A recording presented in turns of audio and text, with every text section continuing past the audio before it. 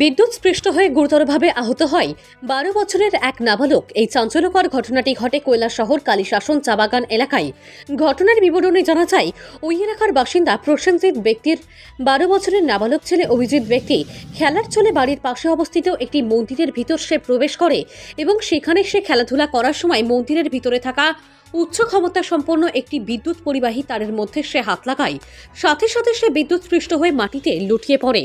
স্থানীয়রা ঘটনাটি প্রত্যক্ষ করতে পেরে চিৎকার চেঁচামেচি শুরু করলে ঘটনাস্থলে এসে জড়ো হয় স্থানীয়রা। খবর পাঠানো হয় কৈলাসহর অগ্নি নির্বাপক দপ্তরে। ঘটনাস্থলে দ্রুত ছুটে যায় অগ্নি নির্বাপক দপ্তরের কর্মীরা গিয়ে গুরুতরভাবে আহত অভিজিৎ ব্যক্তিকে ঘটনাস্থল থেকে উদ্ধার করে চিকিৎসার জন্য কৈলাসহর ঊনকোটি জেলা হাসপাতালে নিয়ে আসে।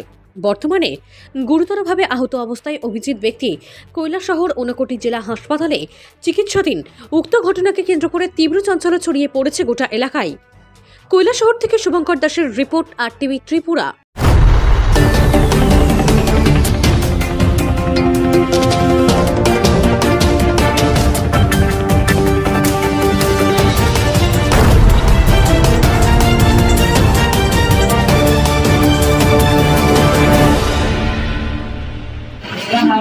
কি হয়েছে স্যার?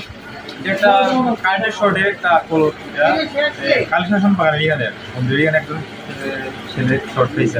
কেমনে খাইছে? হয়তো সুইচ দিতে গিয়ে আমার শর্ট হয়েছে। বাড়িতে না, একটা মন্দির আছে এখানে, মন্দিরের মধ্যে।